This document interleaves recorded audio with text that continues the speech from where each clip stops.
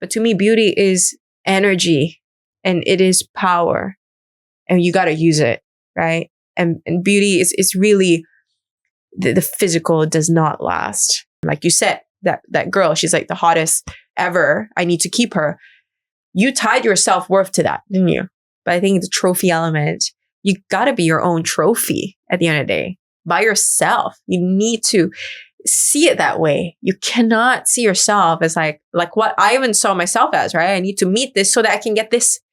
But actually, I don't need to be anything. I can be my own trophy and I will stand on my own, regardless of who gives me what.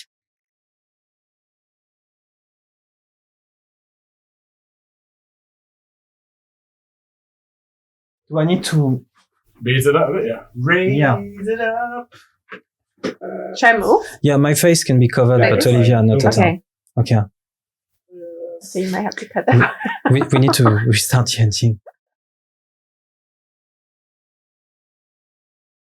Olivia Higgins, thank you so much for joining us. There is Sean and whoever else is watching us on, I think, YouTube, Spotify, Apple Podcast. This is going to be episode 3. I'm super excited. So thank you very much. And thank you, Olivia. So look, the reason why you are here is that I met with you less than a year ago now. It was in July. It was on the beach. Oh, you remember? Yeah, of course I remember. And so for me, it's really important to have you today, to talk about this idea, of beauty. Because I remember when I met you, it was, like you said, 11 months ago now. And I'm so surprised you remember. yeah, dude. And okay, so I was with my little sister. We were at the beach on Tanjung Beach Club. You have the best sister ever. Shout out to her. Thank you. She will probably be watching this soon. And so to make it short on the detail that doesn't matter, you were wearing a white bikini with red stripes. That's the thing that hit me the most, to be honest with you. But then the next thing that hit me is that you were reading a book about manifesting. Yes. And then when my sister joined us and I took your number and you said, "My name is Olivia Higgins. My father is Francis Higgins." Did I really That's say that? the thing. Oh That's the my thing you goodness. said. And I was like, I don't know this guy. But then you introduced me to the legendary, the one and only Of Sir course. Francis Higgins. The man. Yeah, the man. And so that was, for me, there's been a lot of evolution in my perception of you. First, I saw a very beautiful person. And second, you invited me to meet with your friends, there was Stefan, Ming, we did a quiz night over there. And then we started doing the pub quiz nights. You welcome me into your circle, basically. And that's, and for me, my primary response was, to be completely lost and confused because I had this, I was literally like the 6-year-old inside me was seeing a beautiful girl that is completely out of my league. And I'm meeting with her dad now. And, I'm meeting with her friends and I don't know what to do. I'm so not used to that, And so then later when I told you about the podcast, right, you told me actually you could help me do the editing. When I was looking for an editor, you told me I'm the best editor I know. The problem is that I don't have time, And Sean's editor is working over there, by the way. Right. So for me, what it really made me reflect on is a few things. So one is this idea of me reducing you to a part of you and completely missing on the rest. And there is so much more to you than just your smile, right? And so that was that first element. And then this morning, while I was preparing this episode, I was looking up online, about objectification and then there is reduction as well. I think it was for this specific aspect, I think it was more about reduction. Like I was reducing you to something, to a part of you, but at the same time, I was putting you on a pedestal.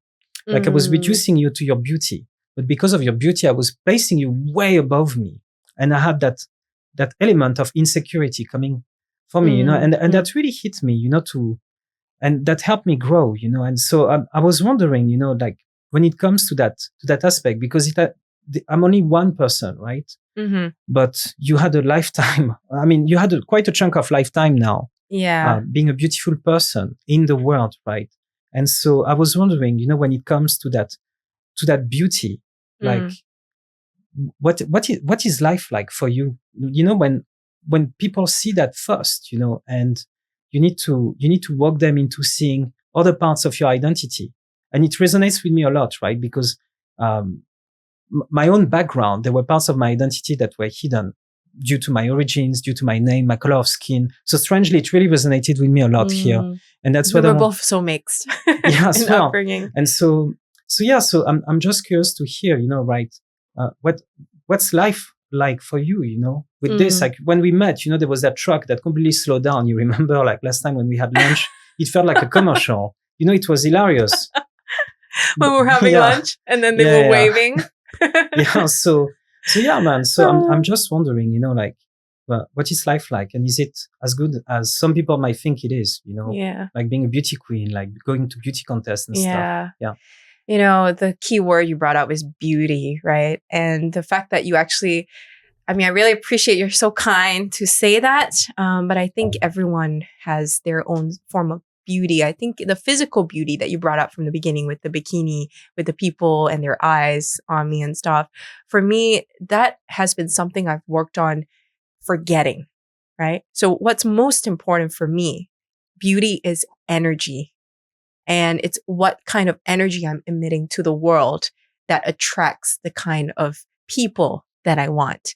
Sometimes you attract the eyes that you absolutely do not want, but then you learn how to really desensitize and ignore it because you just cannot ignore stuff like that. That's just part of the mass society and how people are conditioned.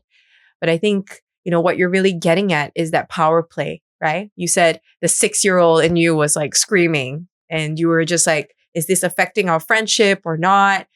And to me, I always came again to the core self, to the purity of my intentions, right? For me, it was amazing when you approached me with your sister that you talked about the book that I was reading. You see, to me, that already is like a mirror to myself, right? The people that I'm attracting, they are mirrors to me and they reflect what I already have inside me. So for you to say, you know, wow, what are you reading at the moment? And I'm like, wow, that's great that someone actually came up to me to ask me what I'm actually reading. It's like the first time, or it's actually a rare occurrence, I would say. But I think once people do that, I engage them in a form that is very aligned to what I'm doing. So that's unfortunately rare.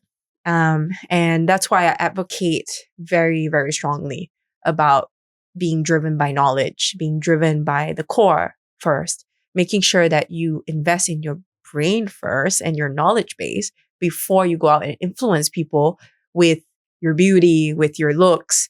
You know, these are things that are just bonus parts of you.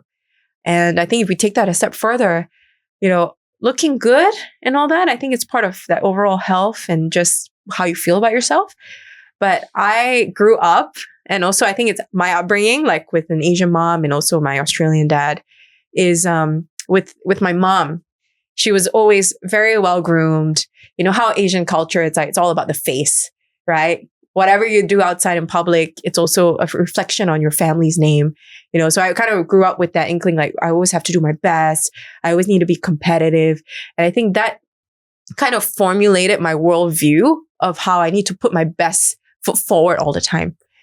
And in that way, it kind of translates to how I dress. I always want to be well groomed, right? So it's part of the upbringing as well, that I need to always have this shell that is presenting the best part of me to the world, because you never know who you're going to meet. That's something I've learned to make peace with growing up, because I think over time, you tend to have perfectionist tendencies with that and then attract all kinds of crowds. But I think going back to the core of the power play, you know, as long as you align with yourself and you know exactly why you're doing what you're doing, whether it's looking great and using beauty for a good thing, a good purpose, then I think you are on the right track.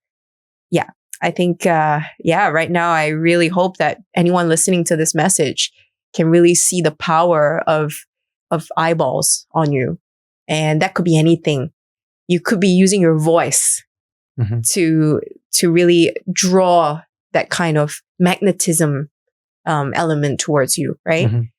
It's really not that physical aspect that is long lasting. And I think the power play element is something you brought up. And what do you think of that? Yeah. So when you talk about power play, there is I'm thinking about handicap as well, right? Because my reflex as someone who can be afraid, as someone who can feel, bitter about something I don't qualify for, where I don't belong, where my fear reflex is to be like, I'm better than this anyway. And like, so having said that, do you run into, like, you've probably run into a situation where people were using that against you, right? Yeah, she's beautiful. She's not smart. Forget about it. So, did it do you any disservice at some point? And how did you address that? That is so interesting you brought this up, because I think we also talked about it at some point.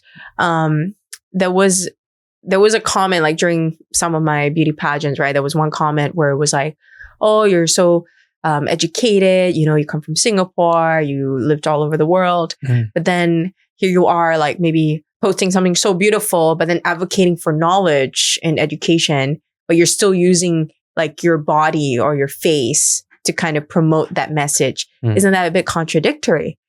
And I read that message and I thought to myself, actually, no, because I cannot please everybody. And that's only something that I've healed within myself. That's why I'm able to say something like that. But then if you compare that to maybe me 3-4 years ago, I probably wouldn't have taken it the same way, right? I would have taken that as an absolute criticism. And then I'll try to prove my point a bit further by posting like maybe photos or videos that kind of rebut that. Whereas now I've looked within myself, I healed that part of me where I actually don't need to prove anything. I just have to exist and exist within my message to the world. And slowly the right people in the communities will gravitate towards that.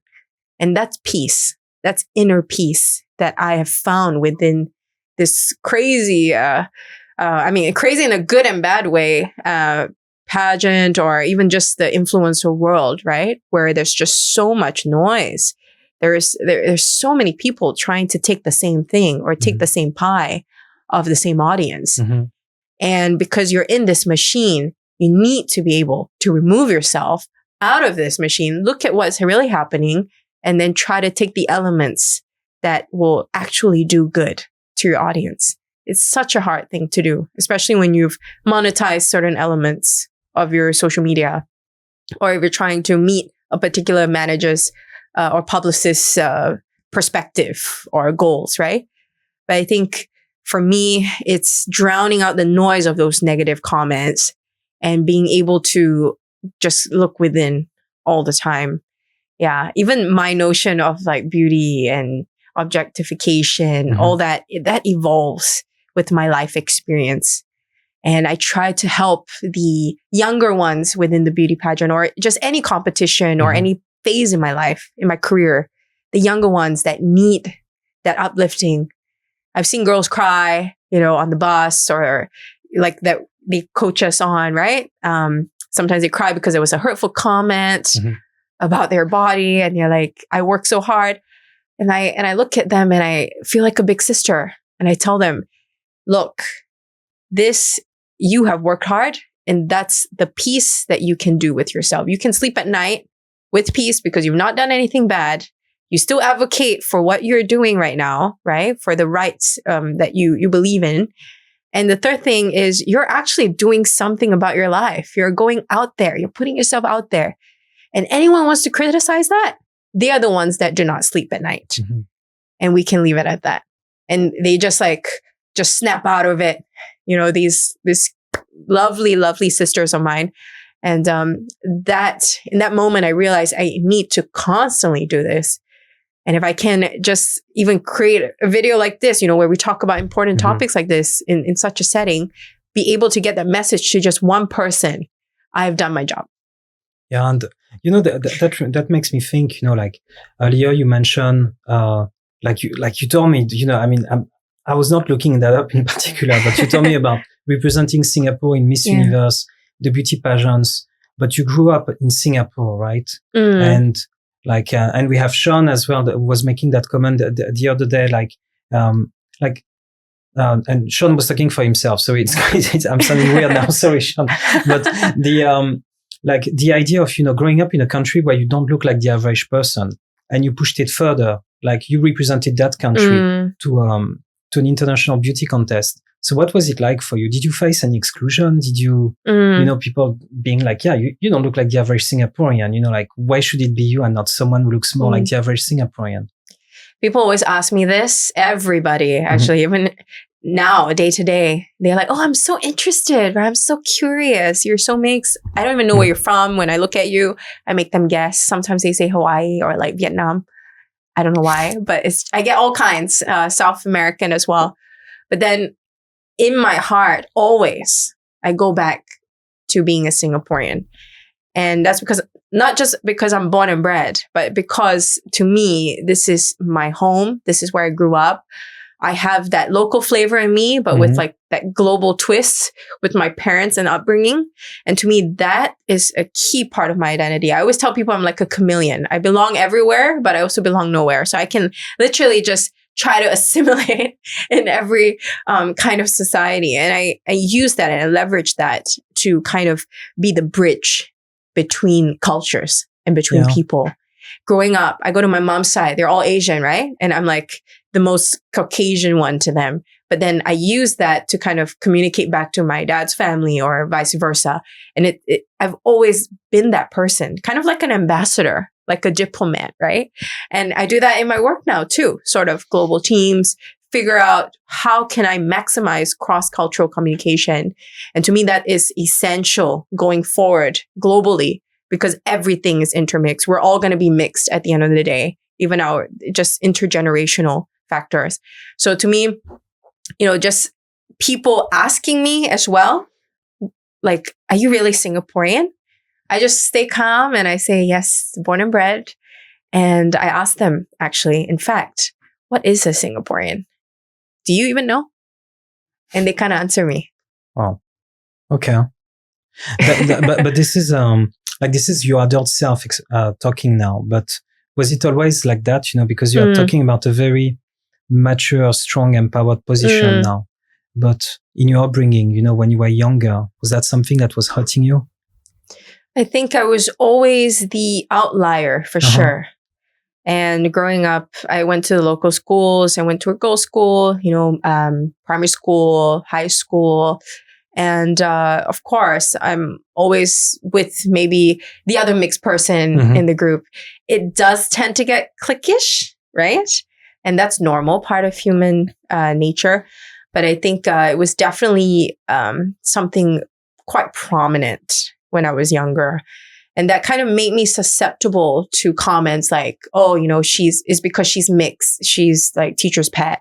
Or like she's using her, like just because she has like a white dad, or really bad comments from girls in primary school. Yeah. So it's okay. I think maybe people just have different upbringings at that time, no judgment here.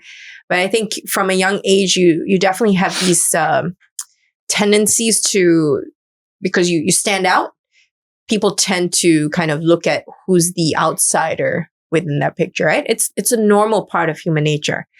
But then I'm grateful for that. When I look back, that was the sort of thing, an environment that made me really go into public speaking and find my voice to kind of solidify my identity as the outlier. So stand out. So because I'm already like different from everybody, I might as well utilize that and become like thick skin and like tough and be the voice. Yeah. I might as well, because I'm already standing out anyway. I think that was my perception at that time growing up. There were many times, of course, I would go home and like, oh, these girls were mean to me. My dad has a huge part to play in this. He always goes like, get up, look forward, let's go. Like, you can cry today, but tomorrow, let's get back up. We're going to keep going. He's the same today. He's still the same dad, same voice I need today. Especially when I have a bad day. Yeah. And these are the voices that I I consider my core, right? And I always make sure that even now when you stand out and, people try to bully you or bring you down or be super jealous, that in a way is a form of objectification if you think about it. Because there's that power play going on. Yes. And then they're sort of like, they don't see you for you. They see you as the threat because you're suddenly just this image to them. And people are scared of that. Yeah. When you don't fit into a box, people are scared because they're like, I cannot fit her into a box. What is this? Who is she? Is she going to take my position away? Is she going to take the teacher's liking away from me? Am I no longer going to be teacher's pet because I have this girl now who's like standing out in the class? And for me, I just have, it's so funny because I'm just like myself. I'm just like, yeah, hi everyone. Like, why is she so nice? So it's stuff like that, right? But I will never stop that. I'm just going to be me. Just because it threatens you, I'm not going to stop being me. And I want to keep going, keep advocating for that. That's fascinating because for me, and that's really the stuff I've been thinking about today before we met. It's the differences between you and me. And now you're nailing it. So you decided to move forward and literally to use that to get at the front. While for me, it was literally the opposite. For me, I had the idea of, I need to get the fuck out of this country. I need to get as far from this country as I can. And that had become like my number one priority. Like this idea that my identity in this country was just not working. Like I was feeling French when I was overseas, but I was not feeling French when I was in France. Because of the color of my skin, because of my name, because of my religion since 9/11. But to us, you're very French. Yeah, we were just talking about it the other day. So exactly. So thank you for that. And and so you see, so there's a massive difference between you and me, right? Like, and that's what I find fascinating. Like, you didn't have that reflex of, like being like, fuck that, I'm out of here. Like, for example, moving to Australia or going to the US or going, to another place, like where people won't be looking at that. Like, did you ever have this? Of course. I mean, no route is perfect, right? Like you get up and after a while, you're just like, okay, it's time to maybe try a different environment. And of course I did that. I wanted to just get out, explore the world, experience something different. I think it was just me because I love adventure and I'm just super curious by nature. I call it crazy curiosity because you're sort of like, what's out there? We need to open that bag, right? So yeah, I went to LA for a bit, Sydney, Madrid. I went all over the place. But then during COVID, I wanted to come back. That drive was super strong for me. And my priorities just shifted. I wanted to be close to my parents again. I wanted to be home, right? Back to the core because I've changed. I went out. I've changed a bit. I've evolved. I found my identity. I solidified that. And now I'm ready to come home to kind of affect more change outside of me. Right. Wow. So it's coming out of that circle, but then maintaining, you might be beaten up. You might be like down and out. But once you rise up, you sort of keep that personality. And I always say you need to always try to keep a balance, no matter what happens to you in life, between dignity and grace. And when you think of that, it's being true to yourself, but at the same time to do it with grace in a way where you are kind of like a phoenix rising, right? You've got your wings out. You're ready to take on the next challenge head on.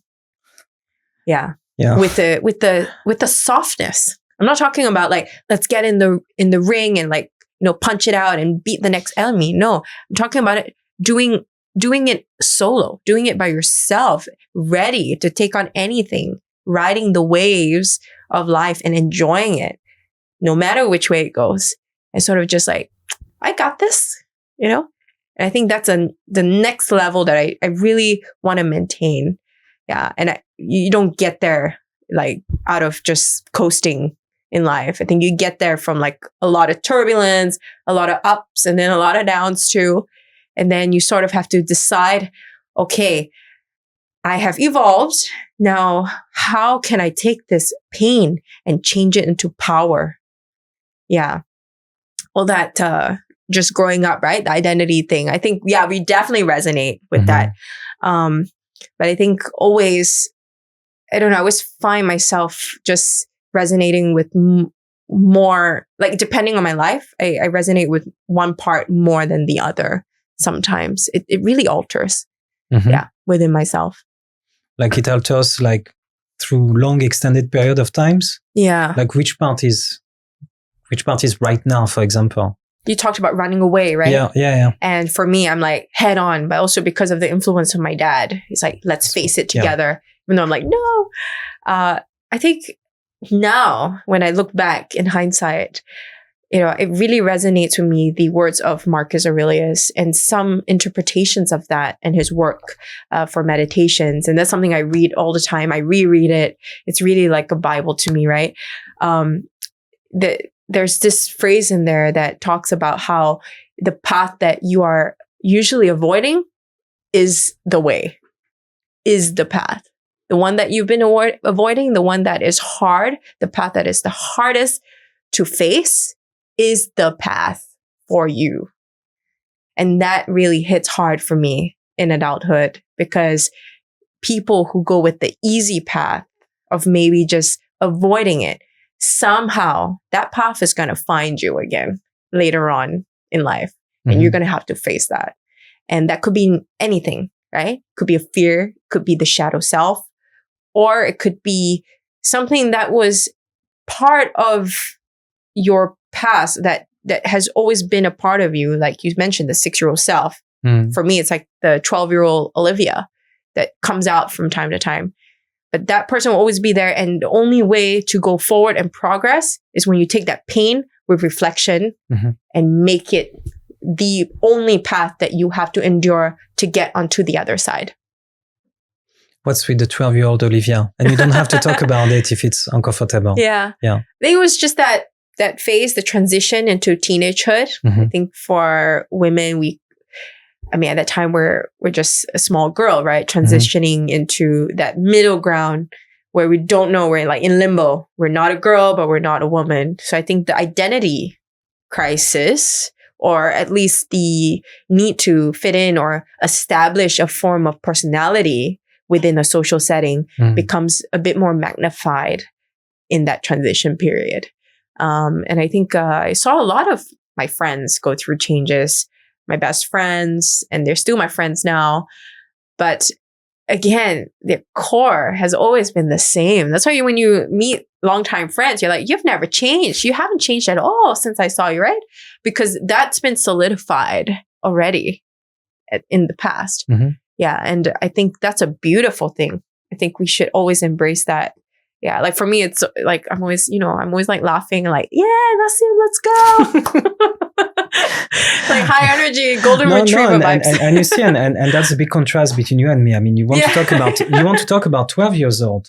When I was 12 years old, I was the only Arab in my classroom. There were only maybe 2 Arabs in my junior high school. And I was never invited anywhere. And I had become the class clown. And, so for me, you see, so that's the element of, this is like where you and I, we are so like, it's like a couple of things, right? That went different. And then you see the person at the end is so different now. So, no, and that's now we're here doing an episode. Exactly. And that's, so you see, because for me, for example, 12 years old, for me, it was exclusion. It was feeling different. It was feeling like I'm not fitting. I'm not fucking fitting. I don't know what I need to do now. And, so it was experiencing that rejection, and it really crystallized, like it ingrained itself in my DNA, man. Like to a point that, for example, like when you welcome me and stuff, like my natural reflex is to just climb back, like it's so unnatural for me. It's not my regular environment. Because my regular parameters, like my body tells me I'm surrounded. That's my baseline, man, right. Right. And so when you were talking about 12 years old, you were transitioning, and was there any pain of that sort, like, because you were still in Singapore at the time. And have you already started, the beauty contest, the beauty pageants and stuff? Or yeah. My first was Little Miss Singapore when I was like 10. I surprised you, right? With that. That was my first. Singapore. So that was my first. I used to be a really, really shy kid. So I used to even hide behind my mom's skirt. Underneath my mom's skirt when I was really tiny. Okay. Just because like people say hi to me and stuff. And then I remember my mom, she was like, no, she's going to go for classes. She's going to go for drama class, all kinds of classes to have this confidence in public speaking. So funny. But yeah, I really enjoyed that. And slowly my mom just kept exposing me, and my dad too. But when I was 10, 11, I did these pageants. At first, it was just really totally out of my comfort zone. But I was just doing what my mom told me to, right? There was just no purpose there. It was just like, okay, I'll just try it for fun. But then in Singapore context, you can definitely see from a young age, you're seen as like a star because you're mixed race, because you're the outlier, right? You're different. You look different. Okay. Mm-hmm. Yeah, you don't look like everybody else. So in a way, there's a mix of favoritism, but also, people who are like, no, we need somebody who looks more Singaporean, right? Yeah. Two schools of thoughts here. Yeah. And that's where I think it depends on who the judge is for you to win. The competition element, I think, is if people don't take it right, if they don't have the right environment or parenting around it, it will really mess up the kid, I would say. You've seen those like monster kids, right? On the pageant shows and stuff. Like that sort of parenting and unregulated environment, it's not healthy, especially when you're thrown into the spotlight at such a young age. I mean, look at the, the Disney stars, right? They're like, why these super young famous kids and child stars all turn out like this? I think there is an element of that with like amazing fame at such a young age. So I think what we're seeing now, I think is important that we have the right parents involved within that space. Yeah. Like the values. Why are you doing this? Yeah. And for me, like my mom and my dad definitely like kept me to my core. But being in that environment where you were facing, basically there was a lot of approval, a lot of validation, but also a lot of rejection also, because it's up to a vote, right? Yeah. So how did it change you? It's interesting because I've only really thought about this now.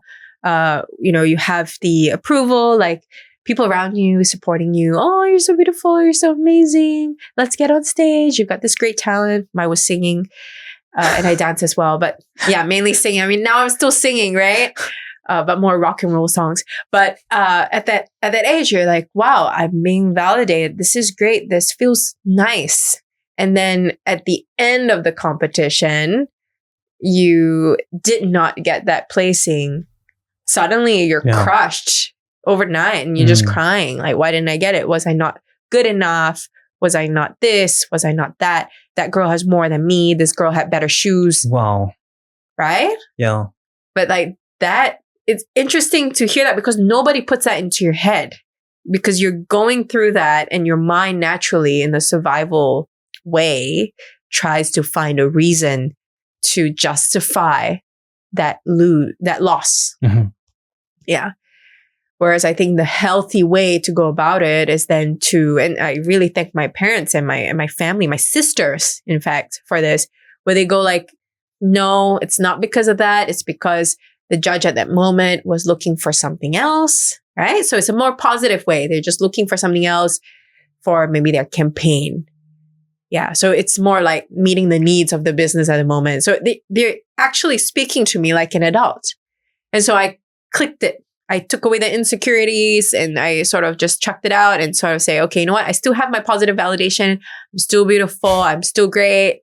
I still have a great voice. But then, yeah, maybe it's just not the right fit at that time.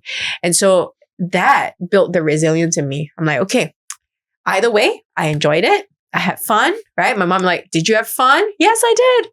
I'll just go for the next one and just keep going because I enjoy it. And then that's the healthy way. it's not the usual way, I would say. And maybe some people might argue it's getting worse nowadays because now you ask a kid, and this makes me sad, but you ask a kid, like, what do you want to be right now? They're like, oh, I want to be they don't say astronaut or teacher or, you know, those typical career moves anymore. They probably say, I want to be like a TikToker or a YouTube star, right? Which, no judgment, but I think like they're doing it for fame, clearly, when they say it. Like, oh, I want to do this. I want to get X amount of million followers and stuff. See, that I am terrified of that for the next generation. And I want to be a part of just retaining some people to kind of come to my side and say, you know what, you want fame, but for what? Like, what do you want to do it for? What is your purpose? What is your voice? What is your message? And this is why I train people now to find their voice. And you don't just be a CEO and stand on the stage. What are you actually saying to your crowd? What are you saying to the media? And I try to, with my business now, is to really try to utilize that part of them. Yeah. And not change them. A lot of media training and pageants and stuff, they try to mold you. They try to change you into an ideal. But what if you're not even meant to fit that mold? Maybe you're just supposed to be you and amplify yourself and make yourself the best idealized version that you can reach. We can never reach that, but close to it. And then we shine to the world with the message. When did that switch happen? Because like the story begins at age 10, right? Little Miss Singapore. And it's a lot of dancing, a lot of singing, a lot of catwalking. A lot of catwalking. I practiced so hard for that. And so, but now you see, you are telling me about training people for public speaking. Is that correct? Yeah. How did you land here from, the catwalks? How did you make that change? What happened?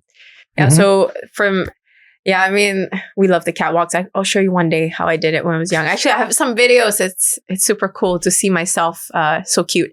But from that stage, going into 13, 14, getting the braces, 15, I would say was that turning point for me because I was voted in by my high school, or we call it secondary school here.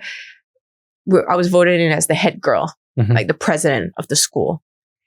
And for me, I didn't even anticipate that, actually. It just I just did it because I enjoyed it. Campaign. It was like a political campaign. You have to have posters, you have to do speeches, you have to rally people, and you kind of have to gather votes.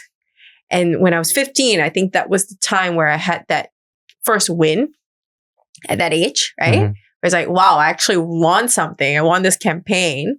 And now I'm like the president of the whole school running 80 plus girls under my wing. And so it came with the responsibility and even just facing people outside. They would send me to maybe like the courts and stuff to attend certain hearings and give my opinion. And as a young person. Wow. Yeah. So suddenly all these opportunities started to open up. And I think that was when I saw the power of influence, the power of speaking.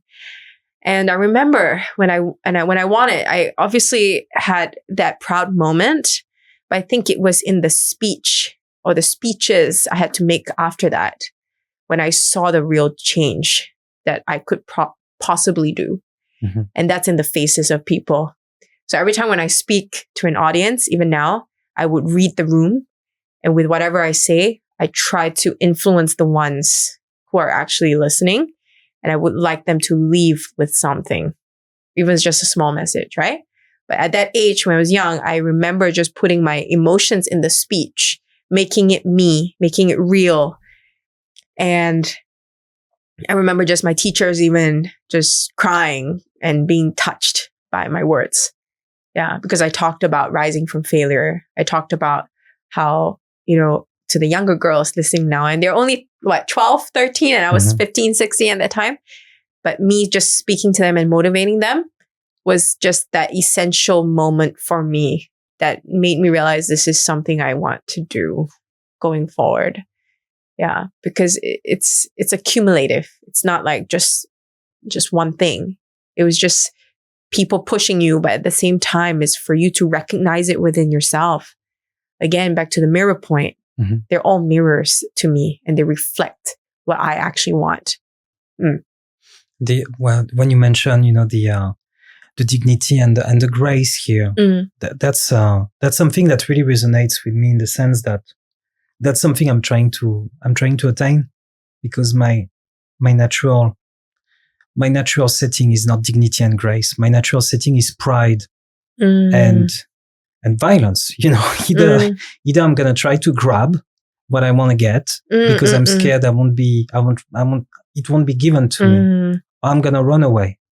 And there is no grace into that, right? It's always being forceful and afraid and angry because I'm scared, Right. And the dignity is not there at all, because it's pure pride, right? It's pure self-seeking. Yep. So absolutely. Where did you get this from? How did you develop that? Did you learn that from your dad? I mean, I think it's a mix of both my parents, really, because they are completely opposite people. Mm-hmm. Yeah, just really polar opposites. I think my dad was always the constant, or at least the voice that resonates with me most. I think my mom in the background definitely was part of the exposure that I needed, and a bit of tough love. Like, my mom definitely was tiger mom of some sorts growing up. And that's something, I guess, my dad being like the cool one, coming home with the Harley, bringing me out, right? But at the same time, it's like teaching me about finance, and it's like, it's amazing. I had like all of these different schools of knowledge from my parents. But, going back to your point about grace and dignity, it's something that only you can control, right? Like, you need to always be constantly aware of how your mind conducts itself. Mm-hmm. And that's being like a third party observer of yourself always. But at the same time, really facing the path that you're trying to avoid. I think going back to that point, there was so many times I just couldn't see the path sometimes. But then people around me, they remind me of who I am. I even look at my clips. It's online, by the way, my graduation speech from when I was really young. Yeah. And you see that younger person, right? And then you think to yourself, if that younger person's just looking at me today, would they be proud? Or would they want more?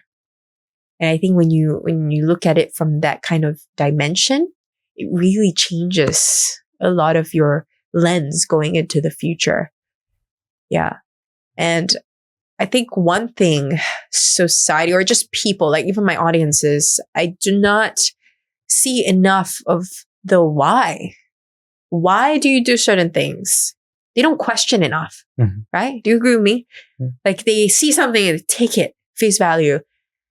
But then if you ask yourself why you're doing certain things, why are you going out with this person, why are you having this kind of friendship, you always go back to the core. Is it aligned to where I want to go? Is it aligned to my value system? Yeah. And if it's not, let's divert. Yeah. But because there's so much noise, and because people are in this busy mode all the time, we don't even ask ourselves that question. Yeah. Yeah. Because there's no time. Yeah. And that's, but like this morning when I was preparing, our talk, like, someone reminded me that the basically to develop self-esteem, I just need to do things aligned with my values. And when I'm doing things that are not aligned with my values, I'm devaluating my self-esteem. I'm chipping at it, basically. Oh, yeah. Interesting. And that's something, like that reminds me, like there was this guy we were talking about, people we've hurt in the past, and there was, I mean, it's a commonality. I'm sure people have asked you that before, but like in the past, I was with that person, and the only thing I saw in her was her beauty, and that's it. Like, we got together, and then a few months later, I realized that, she wouldn't even be my friends. We didn't have much in common, and I didn't. Right.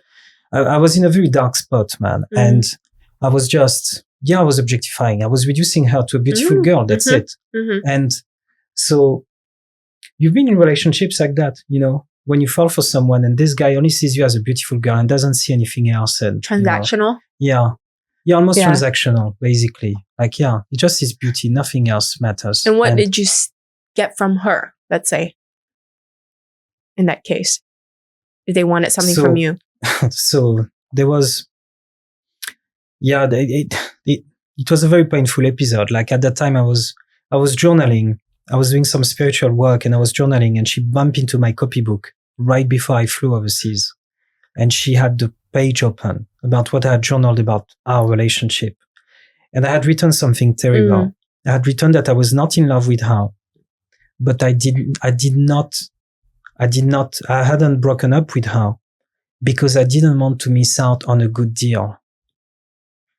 I can't believe that was my life, man, in 2022. That's literally what I wrote. And the look on her face, man, and she had every right to be angry, to be reduced to that, like someone that, like, I didn't even know why I was with her, but there was this idea that, dude, this is literally the hottest girl you've ever scored in your life. So why would you let go of her?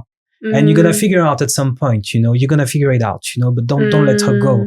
It was interesting. Yeah. Like, man, I was so confused. Like, I didn't know north from south, and so, and that's something I'm wondering, because, like the trophy girl, right? Did you ever get trapped in that type of situation? A lot of times. For sure. And I think, that's where the beauty element, right, that we talk about. I think that's where it saves you, because you are able to really see who are the weeds amongst the flowers. And when people already present themselves from experience, you need to go through the experience of this to be able to pick it out. But when people are able to present themselves as, I want something from you because you can offer me this in terms of reputation, or you can be like that ideal trophy woman I can bring back to my mom and to my friends, then you sort of, the cues, verbal cues, social cues, nonverbal cues to look out for, to sort of, you know what? I see what's happening here, and leave, right? It's strange because sometimes it's not presented that way, for sure. And that's when I have been trapped before, definitely. Some people are okay with that. Some people, I know people that like being objectified in that way. And that's something I would say is unhealed within them. Yeah, for them to want that. Whereas for me, absolutely no, because I may recognize it. And in some ways, you like being with someone that looks good, right? For me, I need someone that I'm at least attracted to. You might not find him good looking, but to me, I need to be attracted to that person. At least it's me. It's a me thing, right? But a lot of the times it's the other way around, right? It's like, I might not be attracted to this person, but everybody else loves him. He's immediately up higher on that scale of, I need to keep him. Like you said, that girl, she's like the hottest ever. I need to keep her. You tied your self-worth to that, didn't you? Would you say at that time? Yeah, I mean, dude, I was like my self-worth, it was non-existent. I was just reacting to life. I was not even, and I was in pain all the time. And I was doing things to escape from pain. Right. Like those brief moments, windows, right? And what made her so interesting to me at some point is when she was not with me.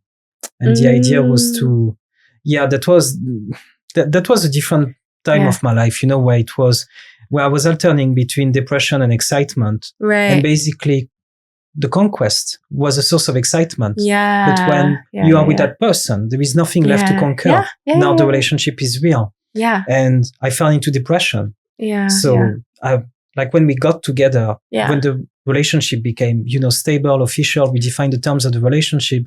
Guess what? I started putting on weight. I started picking up smoking again. I was a train wreck. Yeah. Right. Like completely, because at the time I didn't know that, but at the time it was my addiction in full blown, right? And so we were talking about it this morning with a friend of mine. Yeah. He reminded me of her and how, like the consequences, they are real, and again, like some people might think, oh no, but she's beautiful, don't worry about her, like she's gonna meet some good guys and stuff, you don't need to, but the damage is here, the damage is real. Like I was reducing her to just a very beautiful Pilates teacher, and that's it. Like I knew nothing else about her except her chihuahua. And so I'm not proud of it, man. And but also in a way, this is what allowed me to have this relationship with you right now, and to have this talk with you right now. So what's your, having said that, like based on all of that we discussed now, I understand also that you want to take action, you want to help women, like women, young girls of all age. But when it comes to that trophy girl objectification thing, like if you just start with that, how did you overcome that? How do you manage that? I think I'm still managing it because when I mentioned when I was younger, of course, you have a lot of learning lessons. When you, of course, first start dating, it's super exciting, right? You meet all kinds of people. You learn about yourself so much more than the other person. And I embraced that. And I think one pattern that I saw was, I suppose maybe in Sydney, right? Men who did see me as that trophy material and kind of courted me that way and gave me everything, gave me the best of the best, or what I thought was the best of the best at that time compared to other experiences. And sometimes if you're not aware, you really get sucked into that rabbit hole and you cannot get out of that, because then you set that standard in your mind. I gotta be that trophy girl. If not, I will not get this kind of treatment. So that's really dangerous once you're stuck in that trap. Yeah. The only way to get out of that is to untie that part of yourself and sort of come back to earth and ask yourself, in a relationship or even a friendship, you have the needs and the wants, right? I completely changed my order. This person needs to meet most of my needs and some of my wants. Before, they need to have most of my wants, only some of my needs.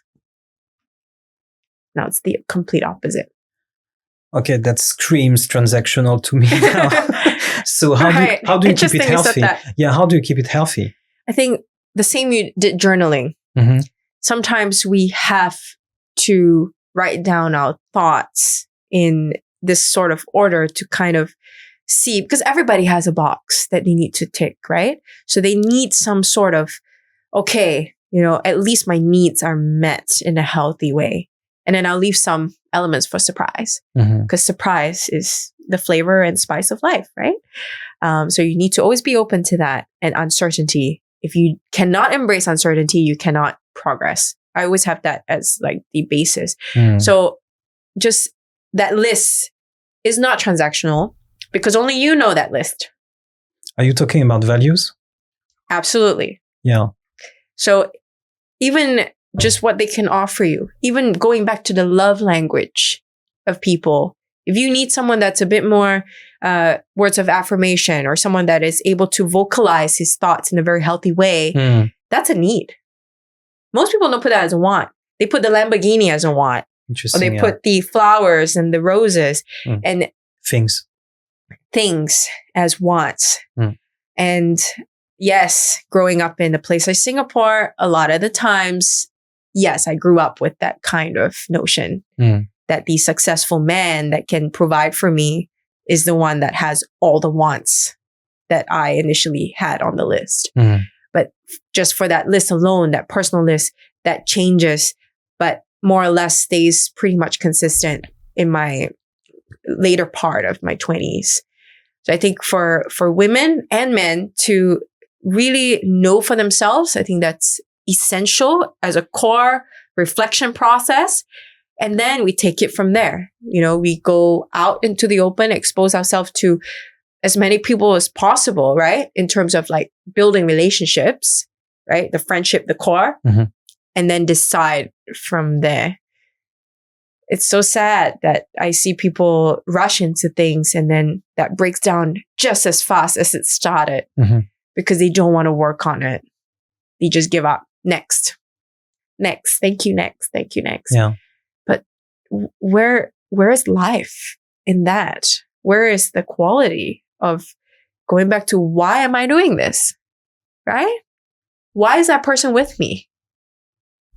A lot of people are like, oh, because we've been together just for 10 years. Like we just met in high school. But why? And then slowly you see whether you're on the right path or not. And if you want to continue on that path. And life is so short, right? So we really, really have to look at our time in this way. Memento mori. Remember, you shall die. And with this notion, be able to really have some sort of urgency in what we do. Use your voice. Like I said, right? I want to really try to get women and men, the young people in general, to see that, yes, you want to be the next YouTube star. Yes, you want to be the next TikToker. But why? And how can you use your voice for a good thing, for a message, and have real change from there? Yeah. When you talk about urgency and yeah. No, because and it's interesting because with Ben, I think he's our next guest, we're going to talk about dating when you are in a place of deficit. Yeah, it's a good transition. Yeah, but meaning like when it's a need, when it's a want to be with someone, meaning to maybe to numb some pain, or like for you, the approach to dating and the approach to relationship, what I like in what I hear is that it's very sane and sound. It's based on ideals, values that you have identified that you call the needs, right? Yes, absolutely. And that, yes. You know, man, for me, it took me like, I started thinking this way, like in my 39th year of existence. Yeah. So that's pretty cool, actually. Like in terms of... It's experience, right? It's based on just how much you experience. You could be 21 and still super mature. And it really depends how much you worked on it. But I think the trophy element, you got to be your own trophy at the end of the day. By yourself. You need to see it that way. You cannot see yourself as like what I even saw myself as, right? I need to meet this so that I can get this. But actually, I don't need to be anything. I can be my own trophy and I will stand on my own, regardless of who gives me what. And once you have that, you will find another king to be on that throne as you're the queen. And then you can build an empire. So with this kind of standard and with this kind of thinking, right? You go in straight from the get-go like this, you're able to find someone or a connection that can meet that energy. And I think going back to the first ever point that I brought up, you talked about beauty, this and that, like the physical beauty. But to me, beauty is energy and it is power. And you got to use it, right? And beauty is really, the physical does not last. Have you ever seen those psychosomatic traits of someone where like they're super handsome and then you get to know them and they're like, they become ugly because their personality sucks? I think have you ever faced that? For me, it was my infatuation leaving me, basically. I felt that maybe it's actually that. Yeah. But then you have someone who's like, okay, maybe like by the society standard, like, okay, pretty like average, right? Yeah. And then you get to know them and you see how amazing they are. They're doing this, they're doing that, right? And they're like a leader in this field. Suddenly, they just become so attractive. Have you ever had that before? I was just talking about this with my girlfriends. I was like, that's just kind of weird because what we're really getting at is that the core of the person over time does affect how we view them and also how we perceive their outer beauty. And I do think also that your inner energy, and this is from a spiritual sense, okay? This is a personal thing. Yeah. Someone who is healed, like able to just be at peace, sleep well, do not do bad or harm on anyone. They got a different kind of vibe and face. Like, I don't know. It translates to the outer beauty. The inner beauty sort of resonates in like an energetic form. But that's my own personal take on this from a spiritual sense. No, but I like it. That resonates with what I was reading. And Fraser mentioned reading about this book as well, The Power of Now. Like right now, this is literally the page I'm on, which is about, independence, tapping into energy, into beingness. Yeah. It's not, and it's accepting that somebody or something will not fix. The idea is that I got everything I need right now. I am everything I need right now. And I need to become my own fucking trophy, basically. Exactly. And like that place of independence, freedom, liberty. And that's like, it's like, like for a couple, right? You need 2 strong pillars. So that means you need to have 2 strong independent people, not someone who needs you in order to be happy, right? Because that's not independence, that's dependence. So, yeah. And so, okay. So like, earlier you were talking about helping others, having that purpose, using your voice. So how do you move that into action now? Like people are able to reach out to you now to get help. What is the type of support that you're providing? Absolutely. So, I have my usual TV hosting and anchoring. But I think more importantly, it's about people that need training. In terms of communication, whether it's presentations, I help people with even just stage fright and being able to overcome certain fears or what they think is holding them back. I do not call them weaknesses because I think people come with certain setbacks that have probably come from a bad experience in the past or from their childhood. I never see it as weaknesses. I see it as blind spots and just things that we can work on to maximize your confidence in front of a public crowd. And I also work with people in front of camera. So the skills, even from a Zoom call presenting in front of a camera or in person, are completely different. And so I really tailor, I work with all ages, all kinds of people. I can go from the CEO, CFO to even just, a 12 or 13-year-old whose mom has sent me their profile and needs help. So I'm really all for it. And my job here is to help people find their voice and to make sure they become high performance individuals so that they can affect the change that they actually want from that presentation. So I think essentially, I want them to embrace potential shadows that is stopping them from maximizing their full potential on screen and on the on stage as well. And we can overcome it together. I always tell my audience, I'm here with you on the journey because again, I always see myself as, as long as I affected change on one person, I did my job. Yeah. Compared to maybe 1,000 who didn't hear what I said. Thanks so to me, that's really important. And I hope you can come along with me on this. Yeah, thanks. That reminds me, I think it was Thoreau who said, many people live their life in quiet desperation and they die with their song inside them. And what you're talking about here is helping people find their voice, right? Yes. So actually, that's a really good point. Yeah. It really reminded me of Carl Jung as well, which I actively read, going into the self and really trying to dissect every single part of that so that you can reach that maximum potential. And also a lot of the works from Marcus Aurelius. So that one I definitely recommend everyone to check out. Yeah. But essentially my life motto, and everybody knows this, okay? Online, everywhere, is always investing in your future self. And again, that 12-year-old Olivia looking at this video, or maybe even the 35-year-old Olivia later on looking at this video right now, I want you to know that I'm proud of you and where you are and where you're going. And I will always do what my future self would thank me for.